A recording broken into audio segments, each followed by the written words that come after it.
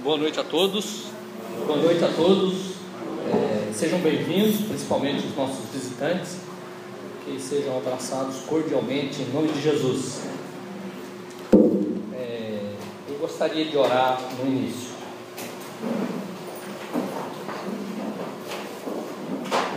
Senhor nosso Deus, nosso Pai, nós queremos agradecer, Senhor, a Ti mais uma vez, que Tu, Senhor, é o dono de todas as coisas, Senhor, inclusive de todo o tempo.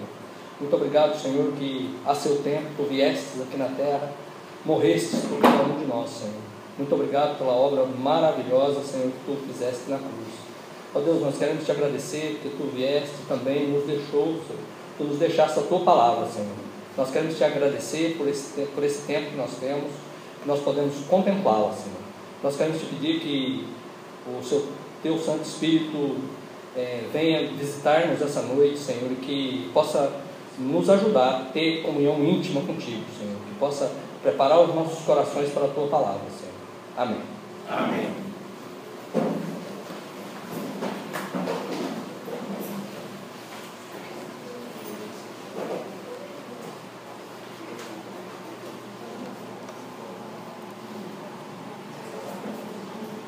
A esperança de Jairo. Muito bem. Nós podemos ver que esse nome tem uma parte pintada de vermelho, não é? A esperança de Jairo. Então vamos pensar um pouquinho no esperar. O esperar em nossas vidas nunca foi uma tarefa fácil, né? Quando nós estamos esperando, principalmente quando nós já estamos angustiados por alguma coisa, o esperar potencializa isso. E essa potencialização da nossa espera gera uma angústia, gera também os parentes da angústia, que são ansiedade, aflição. Isso é muito comum em nossas vidas seculares, não é? Quem não já passou por isso? Não ficou ansioso? Mas essa ansiedade que nós temos nas nossas vidas seculares atinge também outras áreas das nossas vidas, atinge também a nossa vida espiritual. Quando nós estamos angustiados, um minuto para nós parece uma eternidade. Muitas vezes nós sofremos, né, com a nossa falta de paciência. Às vezes nós achamos que os nossos problemas, as adversidades que passamos não vão acabar nunca. Muitas vezes nós esquecemos daquele que nós cremos, né? Declaramos que cremos em Deus, mas quando Ele não nos atende prontamente, não atende às nossas orações, logo ficamos magoados com Deus. Quantas vezes isso não aconteceu nas nossas vidas? Ficamos impacientes com Deus. Deus Todo-Poderoso, o Senhor do tempo, né? O Senhor de todas as coisas, e nós queremos que Ele nos atenda de bate-pronto. E nós temos que entender que o tempo de Deus é diferente do nosso tempo. O tempo de Deus é melhor do que o nosso tempo, né? E a maneira de Deus agir é melhor que a nossa maneira. Isso tem que ficar gravado em nossos corações. Então nós vamos ver um pouquinho hoje, né, da vida, de uma passagem que teve com esse senhor aí, o senhor Jairo. Nós vamos aprender um pouco com ele, né, e vamos ver como foi a vida dele. Para variar, nós temos aí o protagonista da nossa história. O protagonista, para variar, é Jesus Cristo, Todo-Poderoso, 100% Deus. Sabe, ele deu uma pausa na sua obra messiânica para falar com Jairo. Os coadjuvantes são o Jairo, a mulher, né, que tinha uma hemorragia, eu acho que todos conhecem, nós ainda vamos ler a história, e a filha de Jairo. Como figurantes, nós ainda temos alguns apóstolos, a multidão, né? E temos até alguns fariseus no meio dessa multidão toda. E o local que aconteceu, provavelmente a cidade de Cafarnaum. Cafarnaum era a cidade que Jesus escolheu para fazer, dali ele partia para fazer as viagens dele, a obra redentora dele. Essa era uma cidade importante, ficava a margem de uma estrada que ligava Damasco ao Egito. Então, provavelmente, Cristo foi para lá, porque lá realmente ficava fácil do Evangelho, da obra do Senhor ser espalhada mais facilmente.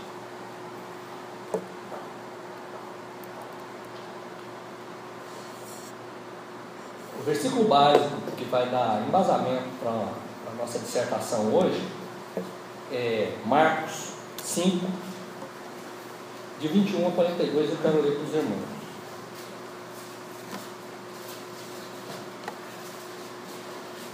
Amém? Todos já acharam?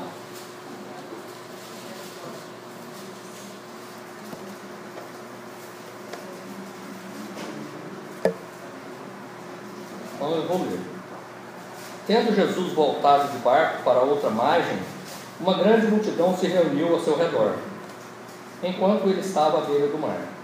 Então chegou ali um dos dirigentes da sinagoga, chamado Jairo. Vendo Jesus, prostrou-se aos seus pés e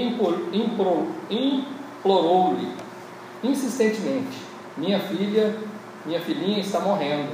Vem, por favor, impõe as mãos sobre ela para que ela seja curada e viva. Jesus foi com ele. Uma grande multidão o seguia e o comprimia, e esperava ali certa mulher que havia 12 anos vinha sofrendo de hemorragia. Ela padecera muito sob o cuidado de vários médicos e gastara tudo que tinha, mas em vez de melhorar, piorava. Quando ouviu falar de Jesus, chegou por trás dele, no meio da multidão, e tocou em seu manto, porque pensava: se eu tão somente tocar em seu manto, ficarei curada. Imediatamente cessou sua hemorragia e ela sentiu em seu corpo que estava livre do seu sofrimento. No mesmo instante, Jesus percebeu que dele havia saído poder. Virou-se para a multidão e perguntou: quem me tocou?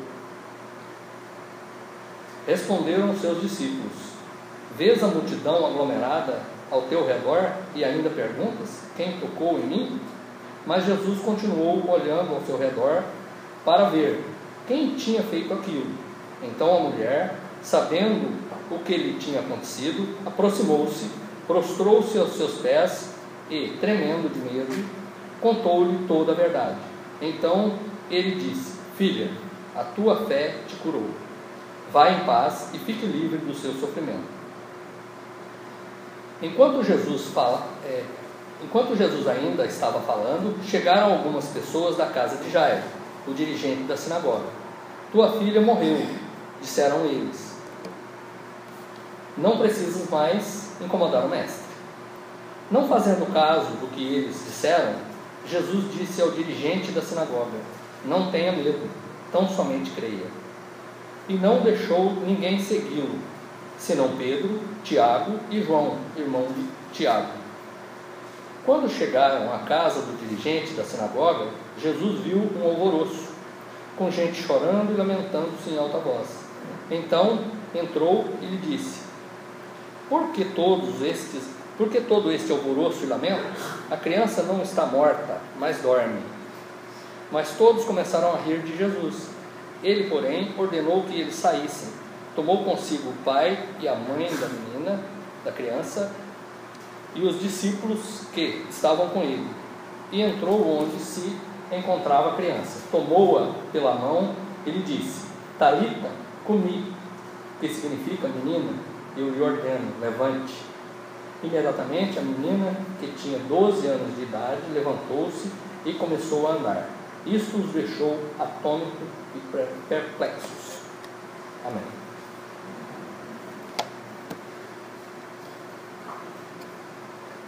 Nós vimos que nesse texto, ele é um texto bastante longo, né? Mas nós podemos contemplar nesse texto aqui claramente duas histórias distintas. Primeiro, um homem importante, né, que vence o constrangimento. Ele com certeza estava constrangido, mas ele venceu esse constrangimento e foi procurar Jesus. E a outra é a mulher. A mulher, ela estava doente, ela vence também o medo de procurar Jesus, vence o preconceito, que essa doença dela a deixava impura. Então ela vence tudo isso e também procura. São duas histórias diferentes, mas com o mesmo contexto. Ambos estavam sofrendo muitas aflições com os problemas que eles tinham. Os dois já tinham gasto, com certeza. Não fala que Jairo já tinha gasto com médico, mas com certeza ele tinha recurso, então com certeza ele tinha gasto. São histórias cheias de ensinamentos, tá? Jesus opera milagre na vida dos dois. Eles sabiam, Cafarnaum não era uma cidade tão grande, eles já conheciam, ouviram falar de Jesus, por isso eles foram buscar alívio na presença de Jesus. São histórias cheias de informações que nós podemos ver hoje, e nós vamos nos ater mais à história de Jairo. Quem era esse homem? Nós vimos que Jairo era o protótipo de um homem de sucesso. Aparentemente, ele tinha tudo para ser feliz. Provavelmente ele era rico. Para ser dirigente de sinagoga, você tinha que ter um certo recurso. Ele tinha que ter uma família estável, né? Senão não dá. Não era qualquer um que era chefe de sinagoga, que era líder. Ele era um homem respeitado por isso. Ele fazia parte da elite local, né? A sociedade, ele fazia parte da elite da sociedade em que ele morava, cidade de Cafarnaum. Provavelmente ele era até fariseu, né? Alguns estudiosos dizem que ele podia até ser fariseu. Não é o caso que todos os dirigentes de sinagoga eram, mas muitos eram.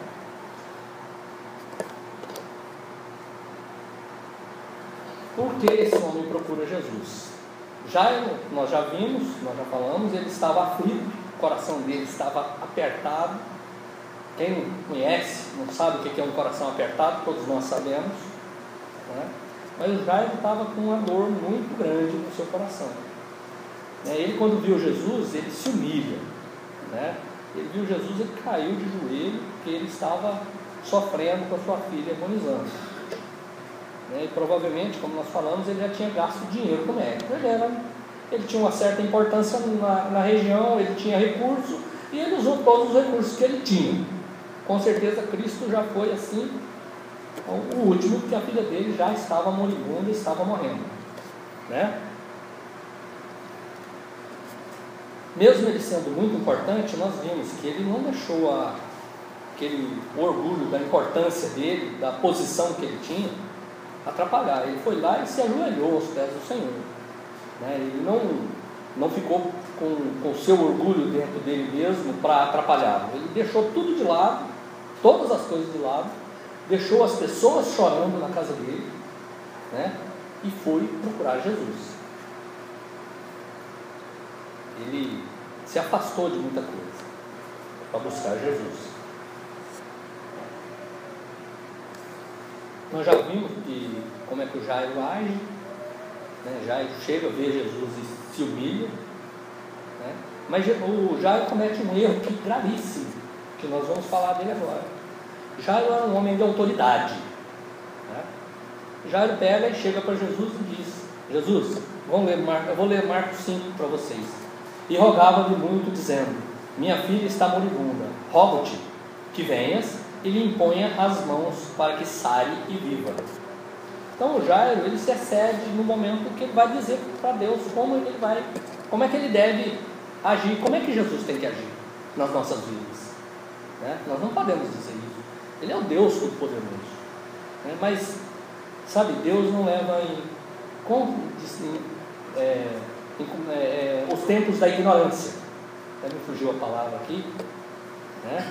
Então ele não leva em consideração o tempo da ignorância. Ele ouviu Jairo, deixou a ignorância de Jairo de lado e foi buscar e foi ajudá-lo, né?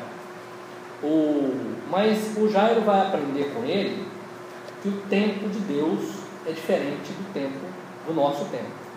Jesus vai no seu tempo. Jesus não se aperta, Jesus não corre, né? O que Jesus faz? Jesus vai no tempo dele. Jairo pede e Jesus vai atendê-lo. Jesus é 100% Deus, ele não correu atrás, não se desesperou com as informações. Mesmo tendo aquele povo, ele foi atendendo o povo, foi atendeu a mulher que estava doente, né, a do fluxo sanguíneo, né, ele parou tudo para atender a mulher.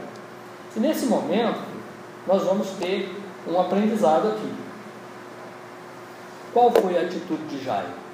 Jairo ficou humilde, né? Jairo não fez nada, ele parou para atender outras pessoas e o Jairo ficou quieto, junto com Jesus, caminhando com Jesus. Se o Jairo tivesse se exasperado, ficado aflito, ele poderia ter dito para si mesmo: Jesus está fazendo um pouco do meu caso, ele é muito lento para mim, né? Ou será que o meu caso é complicado para ele? Ou ele é poderoso demais? Mas Jairo não pensou nada disso, nós não temos essa informação. Ele ficou quieto, em silêncio, porque ele estava junto com Cristo, junto com Jesus. Quando Jairo viu a mulher sendo curada, com certeza ele foi fortalecido. E nós, quando caminhamos com Cristo, caminhamos com outras pessoas também caminham com Cristo. E nós vamos ver Cristo agindo nas nossas vidas, nós vamos ver Cristo agindo nas vidas das pessoas que estão caminhando com Cristo. Então nós seremos fortalecidos também, com certeza.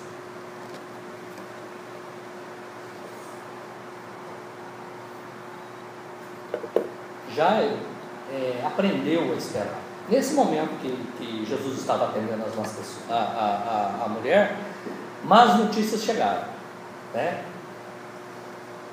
Ele estava tratando com a mulher e alguém chega e fala: a tua filha morreu. E o Jairo? O Jairo ficou quieto, deixou Jesus continuar. Jesus ouve a conversa, porque Jesus sabe todas as coisas. Ele é Deus, ele sabe tudo sobre as nossas vidas. E ele fala para Jairo: não temas, apenas tenha fé, crê somente. Nós podemos ver que Jairo não foi imediatista.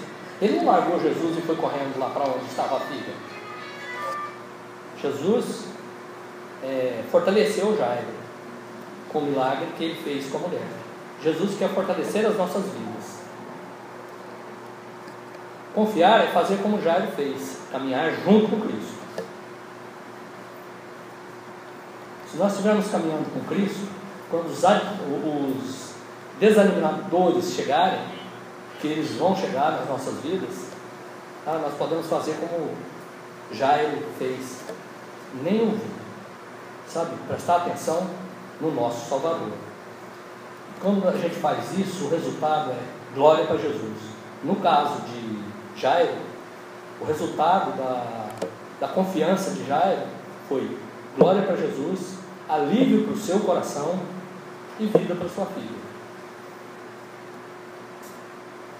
Jesus diz a mim, Jesus diz a você: não temas, creia somente.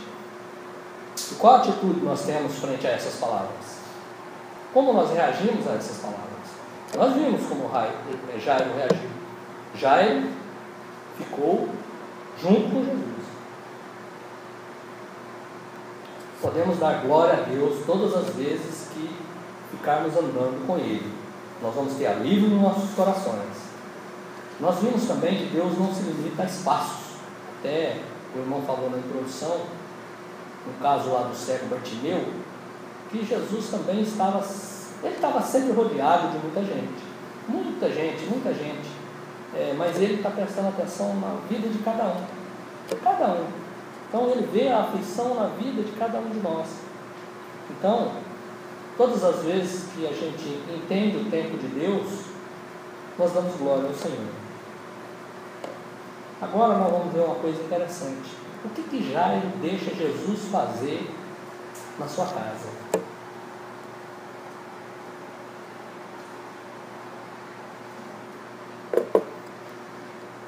Você lembra o que Jesus encontrou na casa de Jairo? Quem se lembra? Pranteadores, chorões, desanimadores. Foram isso que estavam lá. Estavam esses lá, na vida de Jairo. Jesus chegou, né? Jairo convidou a entrar, chamou ele pegou, e por que o Jairo deixou? Porque se o Jairo tivesse falado, não, deixa esse chorãozinho aqui, porque esse é meu amigo, aquele desanimadorzinho ali, aquele ali também é meu amigo, vamos deixar eles aí, né? Eu não sei se ia ter esse milagre na vida de Jairo, mas Jairo deixou Jesus operar na vida dele. Jesus tirou os chorões, tirou os desanimadores, e foi, nós vimos o pai, a mãe e os apóstolos só. Jairo despediu os opositores, né? Os que a resistência. Jairo já tinha dado um passo para vencer os amigos da onça quando foi procurar Jesus. Esse termo amigo da onça é um termo muito antigo, não sei se alguns irmãos conhecem, mas com certeza procurem no Google, que nós vamos descobrir que o amigo da onça a onça não é tão amiga assim, tá? Então nós não nos enganemos, porque amigos da onça tem aí até hoje, sabe? São aqueles que muitas vezes atrapalham a nossa caminhada com Cristo, atrapalham a gente chegar em Deus, atrapalham a gente ter uma vida santa, porque estão sempre colocando pedras no nosso caminho. Nós vimos como Jairo agiu. Jairo teve tempo, teve paciência e esperou o tempo de Jesus. Como nós agimos hoje? Hoje nós queremos tudo muito rápido, não é? Chegamos num restaurante, sentamos, se o cara demora 2 minutos, nós já começamos a reclamar. Esses garçons estão muito enrolados, demora demais. Nós não sabemos esperar. Isso também acontece, como eu já falei, na nossa vida. Nós não sabemos, na nossa vida espiritual, nós não sabemos esperar o tempo de Deus. Muitas vezes nós levamos essa nossa impaciência também para os nossos lares, né? Para a vida dos nossos filhos. Nós queremos que os nossos filhos andem do nosso tempo, do nosso jeito, né? No trabalho nós saímos atropelando os colegas. Quem não sabe o que é isso, né? Na igreja nós queremos que todos sigam o nosso jeito, né? Nosso ritmo, as nossas preferências. Ou seja, tem que ser igual a nós e no mesmo compasso, senão está errado. A Bíblia não nos mostra o exemplo de Jairo, como um exemplo de que Jairo realmente aprendeu, mas a Bíblia também ela descortina a vida também dos heróis da Bíblia. Nós vimos que Abraão teve problema com o tempo de Deus. Abraão estava saindo do centro da promessa de Deus. Quando Deus prometeu para ele que ele ia ter o herdeiro, né, que o seu herdeiro ia ser o pai de uma grande nação, demorou. Então passou um tempo e ele já pensou, acho que Deus esqueceu. Então eu vou resolver isso aqui a minha maneira. Então isso é muito comum nas nossas vidas também. Quem de nós não já, de vez em quando, não quer resolver os negócios fora do centro da palavra de Deus? Não é esperar, não é só deitar e dormir, ficar, não, nós temos que agir também, mas sem perder de vista o centro da palavra de Deus, a vontade de Deus para nossas vidas. Deus vê a angústia no nosso coração, Deus viu a angústia no coração de Abraão. Abraão estava angustiado, e Abraão já estava apontando como herdeiro o filho de uma serva, totalmente fora da promessa de Deus. O que Deus prometeu para Abraão era outra coisa. Jairo aprendeu, Jairo esperou em Cristo.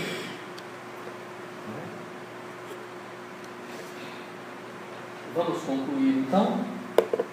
Não tenha medo, tenha fé. Foi isso que Cristo disse. Muitas vezes, é verdade, nós passamos aflições. Quem não passa aflições terríveis? Nós nos vemos em beco sem saída. Foi assim com Jairo, foi assim com a mulher. Mas nesses momentos nós temos que apegar a Deus, apegar ao nosso general e segurar firme. Por quê? Porque Ele é o Senhor de todas as coisas. Jesus disse a Jairo para não temer, e Ele disse para nós. Porque há um propósito na vida de cada um. inclusive para as nossas provações, né? Nós cantamos um hino que Deus quer provar a nossa fé, né? Não é provar a nossa fé para nos derrubar, né? É para aumentar a nossa fé. Nós temos que nos apegar, porque na palavra está escrito, precisamos crer que tudo podemos naquele que nos fortalece. Aí nós teremos certeza de que todas as coisas, boas ou ruins, no nosso ponto de vista, cooperam para o bem daqueles que são chamados e que amam a Deus. Como eu já falei, isso não significa dormir em berço esplêndido. O que significa é não sair do centro da palavra de Deus. Quando a gente vai tomar uma atitude, tomar uma ação, mesmo na hora da aflição, temos que ver se isso corresponde à vontade de Deus. O Senhor, Ele quer reverter nas nossas vidas as adversidades em bênçãos. Ele quer transformar a derrota certa e iminente nas nossas vidas em vitória. Foi assim com Jairo, foi assim com aquela mulher. A filha de Jairo estava morta. A mulher tinha 12 anos, eles já não tinham mais o que fazer. Era a derrota certa na vida deles. E eles transformaram isso em vitória, né, para a glória do Senhor. Foi assim na vida de Jairo e pode ser assim na sua vida também. Não é porque nós estamos atravessando um deserto que o Senhor não vai cuidar de nós, porque é promessa dele. Ele vai cuidar de nós. Ele quer transformar as nossas limitações em ferramentas para o sucesso. Não se dê por vencido, tá? Com Cristo no controle, sempre nós temos certeza da vitória. Com quem você está caminhando? Quem anda contigo? Jesus? Você está com Jesus? Ou você faz parte dos chorões? Você faz parte dos desiludidos e dos desanimados? Essa é uma pergunta que nós temos que fazer para nós todos os dias. Vamos andar com Jesus? Ou vamos chorar? Muitos escolhem o caminho do choro, mas Deus quer que nós escolhamos o caminho dele. Eu quero deixar um versículo para os irmãos.